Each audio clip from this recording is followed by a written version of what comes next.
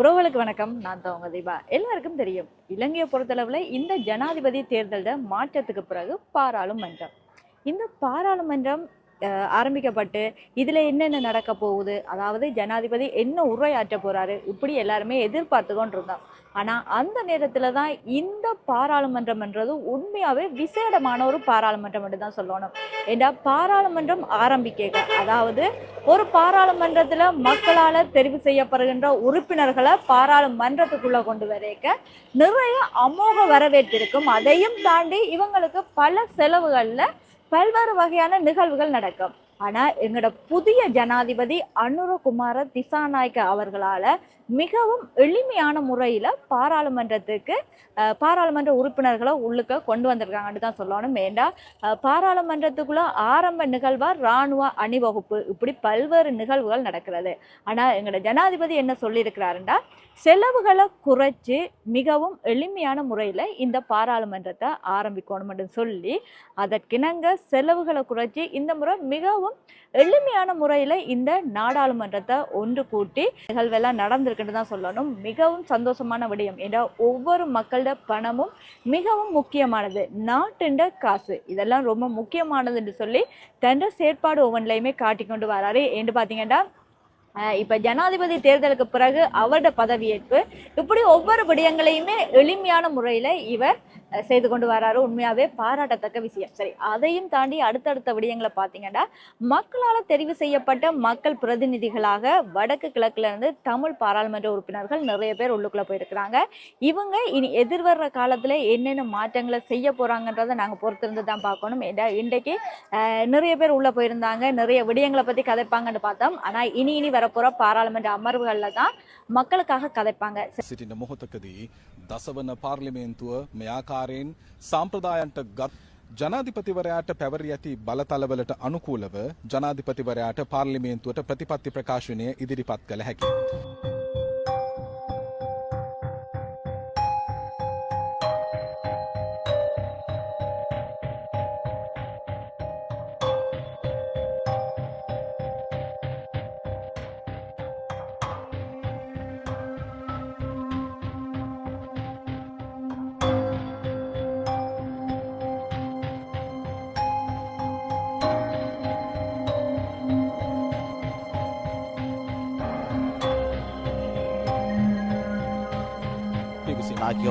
நாயகம் ஆகியோரினால் ஜனாதிபதி பார்லமெண்ட் கட்டடத்துக்குள் அழைத்து செல்லப்படுவதை நீங்கள் காணுகின்றீர்கள். We witnessed the honorable room by the Sergeant at Arms and Deputy Sergeant at Arms, and thereafter leading the procession with carrying the mace, followed by the President, the Speaker and the Secretary General. மக்கள் மத்தியில நீதித்துறை சம்பந்தமாக அசமந்த போக்கு தான் காணப்படுது. ஒரு நம்பிக்கை இல்லாத தன்மை இருக்கு. அதே நேரத்துல அரச துறை சம்பந்தமாகவும் நம்பிக்கை இல்லாத தன்மை தான் இருக்கு. இது எல்லாத்தையுமே தான் மாற்றி மதிப்புக்குரிய நீதித்துறையாகவும் அரச துறையாகவும் மாற்றுவன் என்று இவர் சொல்லி இருக்கிறாங்க.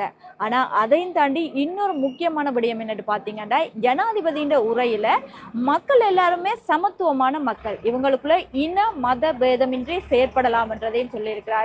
கேட்க சந்தோஷமா இருக்கு. ஆரம்ப நிகழ்வுகள் எல்லாத்தையுமே குறைச்சி மிகவும் எளிமையான முறையில மக்கள் எதை எதிர்பார்த்தமோ அந்த முறையில தான் ஜனாதிபதி பதவியேற்பும் அதையும் தாண்டி பாராளுமன்றத்துல பதவியேற்பு நடந்திருக்கு. ஜனாதிபதி அவர்கள் பாராளுமன்றத்தினுடைய சபா மண்டபத்துக்கு செங்கோலுடன் அழைத்து செல்லப்படுவதை நீங்கள் காணுகின்றீர்கள்.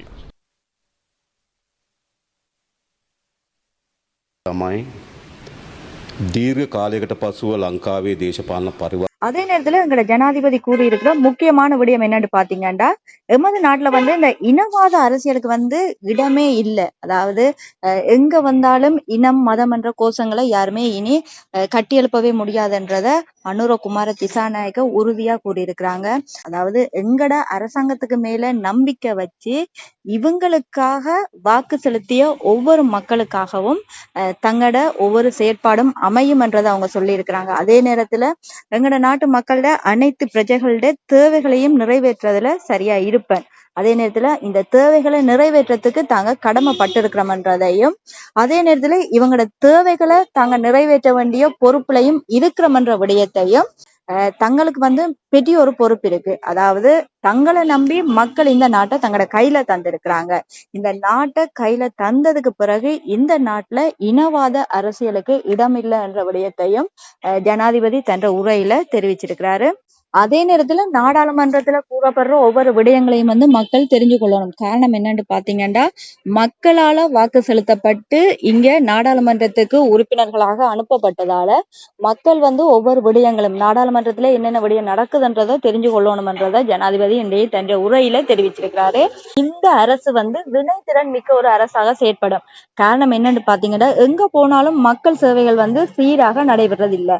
ஆனா இந்த அரசாங்கத்தின் மூலியமா மக்கள் சேவைகள் சீராக நடைபெறணும். காரணம் என்னன்னா, இப்ப மக்கள் வந்து இந்த அரசை நம்பிதான் இவ்வளவு வாக்குகளை செலுத்தி மக்கள் பிரதிநிதிகளாக இங்க வந்திருக்கிறாங்க. அப்ப அதனால ஒவ்வொரு அரச சேவைகளையும் மக்கள் பெற்றுக்கொள்ளணும். மக்களுக்கு வந்து அடிப்படை சுதந்திரம் இருக்கணும். அதையும் தாண்டி இந்த அரசுல நடந்த ஒரு முக்கியமான விடயம் என்னன்னு பாத்தீங்கன்னா, நாடாளுமன்ற அமர்வு ஆரம்பிக்க நாடாளுமன்ற பிரதிநிதிகள் எல்லாருமே வந்து வளமையா சொகுசு வாகனத்துல வாரது வளமை.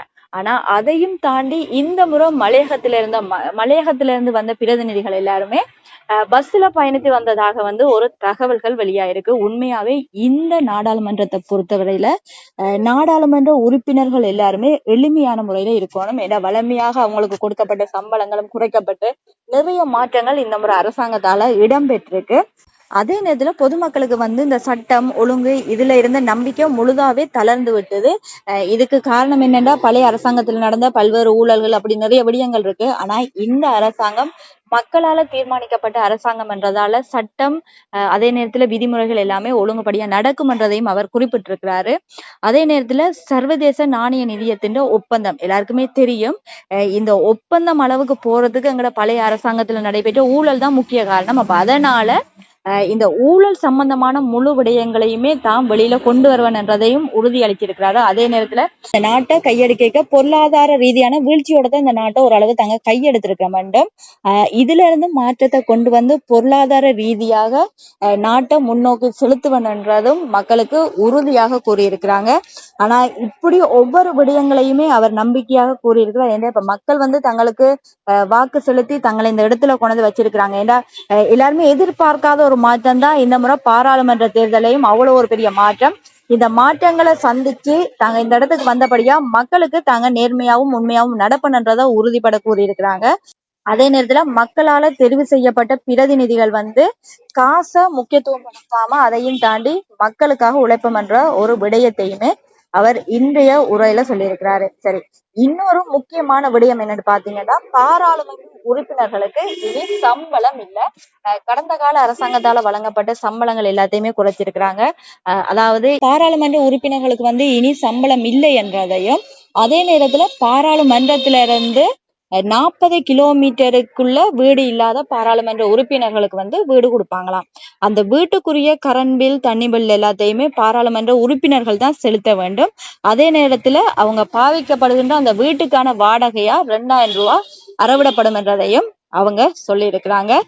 உண்மையாவே என்ன இப்ப பாத்தீங்கன்னா, ஆரம்ப காலத்துல பாராளுமன்றத்துல இருக்க இதுக்கான வாடகை எல்லாத்தையுமே கவர்மெண்டால அதாவது அரசாங்கத்தால செலுத்தப்பட்டது. ஆனா இந்த முறை அது மாற்றத்தை கொண்டு வந்திருக்கு. அதாவது ஒரு பாராளுமன்ற உறுப்பினருக்கான மாதாந்த கொடுப்பனவு வந்து 54,000. இவங்க கூட்டத்தொடர்ல பங்கு பெற்றினா வந்து 2,500 ரூபாய். அதையும் தாண்டி கூட்டத்தொடர்ல பங்கு பெற்றாம விசேட நாள்ல பாராளுமன்றத்துல ஒன்று கூடினாங்கண்டா 2,500 ரூபாய். மற்றது எரிபொருள் கொடுப்பனவு இருக்கு. அது அவங்களோட அந்த சூத்திரத்தின் அடிப்படையில எரிபொருள் வந்து கொடுக்கப்படும்.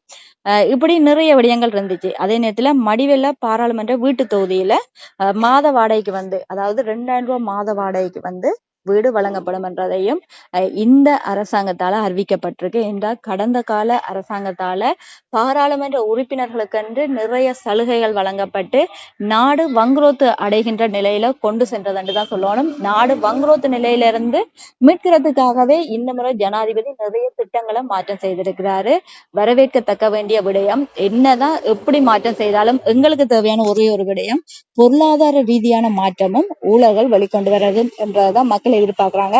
ஆனா கண்டிப்பா நடைபெறும் என்ற நம்பிக்கை எல்லாருக்கும் இருக்கிறபடியாலதான் இந்த முறை இந்த பாராளுமன்ற தேர்தலையும் நிறைய மாற்றங்களை கொண்டு வந்து புதிய முகங்களை உள்ள அனுப்பியிருக்கிறாங்க. சரி, பொறுத்திருந்து தான் பார்க்கணும் என்னென்ன மாற்றங்கள் நடக்குதுன்றத பொறுத்திருந்து பார்ப்போம்.